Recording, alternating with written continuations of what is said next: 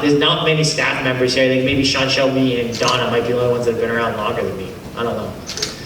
So you crossed paths with Cowboy out there. Was there any conversation at all? I mean, are there mind games? You guys have been around, brother.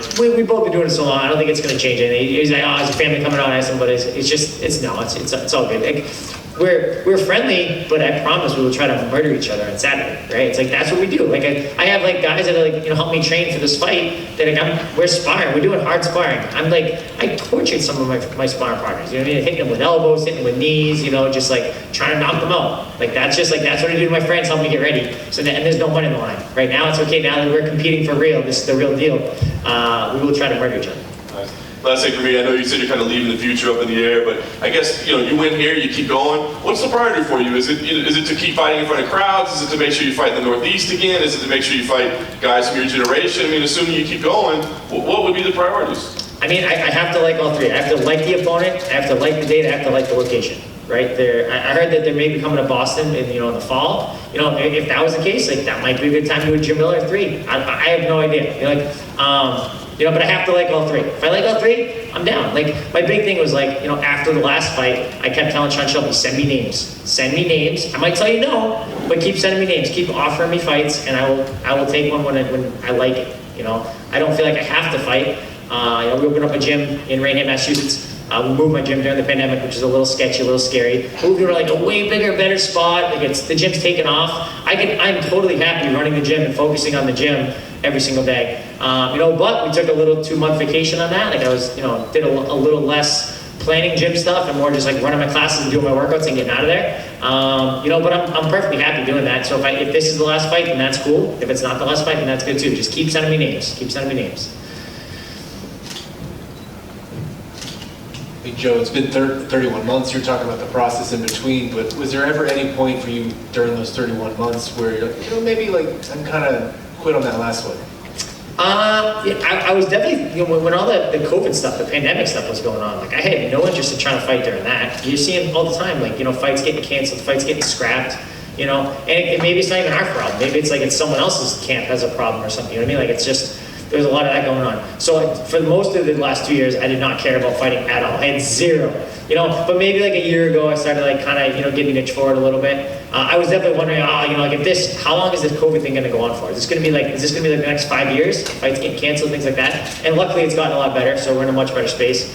But I definitely was like, for a little bit, I'm like, did I mess up by not just, going out like that? But if I did, then this fight wouldn't have happened. I expect this fight to be a good fight for me. Otherwise we wouldn't have taken the fight. But like, I think it's hard to go and second guess it after the fact. So by how long was it that you were feeling like, I think I'm ready to jump in here? I want to say like last maybe April or May, around this time last year. I had heard that the UFC was maybe coming to Boston in the fall. I didn't know what was going to happen. So I texted Chubb, hey, if you're coming to Boston, I better be on that list. Let me know, send me names, whatever. Like I wasn't pressing to fight anywhere, but if they're coming to Boston like in the fall, I definitely want to be on the card, So then a year of names, I would imagine you finally get Donald Cerrone as one of the names, and you're like, okay, this is it. I think Donald was the first name I actually got. Like I kept telling him, hey, look, if you're coming to Boston in August, I want to be in. He's like, we're not coming to Boston. I'm like, if you're coming to Boston in August, just in case, I'm just telling you, if you're coming, I want to be on the list. And I got no names until Cowboy. And I think like it was like February, like first week in February, he asked me if I wanted to fight Cowboy. Like it was March 8th, and I'm like, I have to like the date, the location, the name. I like the name. It was somewhere domestic, so I like the location. I didn't like the date. It was 4 weeks notice. I'm like, if I'm gonna do it again, we're not gonna do it in such short notice. I want a full camp. He's like, Cowboy wants to fight on that card. Like, well, that's fine, but I'm not your guy if that's the case. And then, so I just basically said no, and they came back, all right, we'll do it later. And then here we are. Obviously, you guys are both OGs, legends, fan favorites of this game. I'm curious for your honest assessment when you look at Cowboy's recent performances. What do you see? Like, where do you feel like he is? He's done great. So I understand 100% why someone would want to fight up a weight class, right? I don't think he was, he wasn't the best size for welterweight, right? He's a big lightweight, but he's a smaller welterweight. So I understand that. And he fought so many killers, so he came up short in a lot of his last fights, but he fought killer after killer after killer, So of course, like those are all super hard fights. So it's like, I think that, you gotta remember people for like their strengths and not their weaknesses sometimes, right? You don't remember like the bad performances, you gotta remember the good performances, right? That's what you need to train for. We didn't train for the worst Cowboy, we trained for the best Cowboy. I guess last thing from me, I'm just curious. Main event is obviously the lightweight division. You're a veteran lightweight division, one of the most anticipated fights of the year. I'm just curious for your thoughts on Chandler, J-Lau there, and how you see it playing out. I mean, I think it's one of those fights where, you know, Justin Gaethje just does not care about himself at all. He will light himself on fire to try and burn the other person a little bit, right? So I think that's kind of how it goes. You know, but like he's gonna come out swinging, right? But Lauzon There's got sick jiu-jitsu. He's got such great jiu-jitsu. He's so good. You know, I think that, you know, if they close space and they get close to chest or like that, like Lauzon There is so good at wrapping those long arms and those long legs around you. It's gonna be a tough fight. It's gonna be exciting though. I'm super pumped. Like there's a lot of times like when there's fights I'm excited for it, but I'm not super excited for it. But this is one of those fights I'm super excited for. I just have to tell you that's probably the best way I've ever heard anybody describe Justin Gaethje. Tell me it's not true. Tell me it's not true, right? Well, I had a coach used to say that I used to like, you know, there used to be pirates that would they would basically light the hair on fire and they would jump overboard, like, you know, jump on the other ship or whatever. Like, and he'd always explain that, you know, that was kind of how I fought. But Justin Gaethje, that is him. That is him to a T.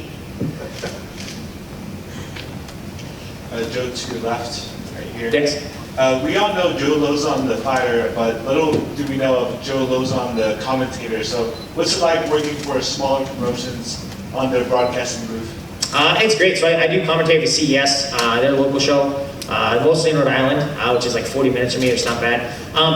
It's easy to talk about fights. It was hard for me, but like the professional aspect of it, of like trying to like, you know, not talk over people, right? It's easier to get like two buddies, you kind of talk and like, you kind of cut each other off a little bit, but it doesn't matter because, you know, it's just conversation. It's so different for me when it was like, you know, trying to like actually have the play-by-play person kind of like tee it off and lead off to this and get the sponsor reads in and all that sort of stuff. So like, it was a little bit hard on that. Same way like for my gym, it was easy for me to, you know, teach good classes. It was hard to run the actual business. Like it took time. It took, you know, you got to figure it out. So, but I love doing commentary for CS. It's definitely something I enjoy doing.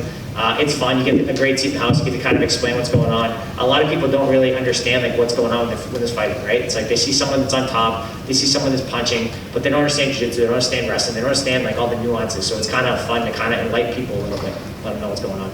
Oh, what's it like working with Maddie Levine? Maddie's awesome. I love Maddie. So, you know, Maddie's a great kickboxer. It's fun to kind of get that because like I tend to talk more about the jiu-jitsu stuff. I let her talk about the kickboxing stuff a little bit more. Her husband Ross is a monster. He was teaching jiu-jitsu. He was teaching kickboxing classes at my gym. Just a monster, Ross Turbo Levine. So it's great. You know, I'm super lucky with the team we have over there. One back here to the left, Joe. Wanted to ask, with the new environment and the layoff, was the feeling during the process of the camp still the same as it had been? Yeah, I mean, I've done so many camps. Like it's just like, you know, we sparred. So typically, you know, for years and years, for so many camps, we would spar twice a week. We would spar like Tuesday and Saturday. You know, the last couple of camps we sparred with less because they're just less getting hit in the head, which is nice. Less wear and tear. Like you generally get hurt during sparring sessions when you're going hard. So we try to limit that a little bit more. And you know, but it didn't. We just fell right back in. You know, like I remember like the first sparring session was probably like not the hardest, but it was like I hadn't sparred in like 2.5 years. Like you know, if someone's getting for a fight, I'll jump in and help them. You know, but I'm not. It's different when you're doing hard sparring for yourself. So it was a little bit of time, but it was great. It was everything fell right back into place. And after the layoff, is there a different level of excitement to get back in the cage? No, not really. I mean, for me, it's like brushing my teeth. I don't get excited because I brush my teeth, right? I do it every single day. I've had so many fights in the UFC, so many professional fights. I've sparred so many rounds.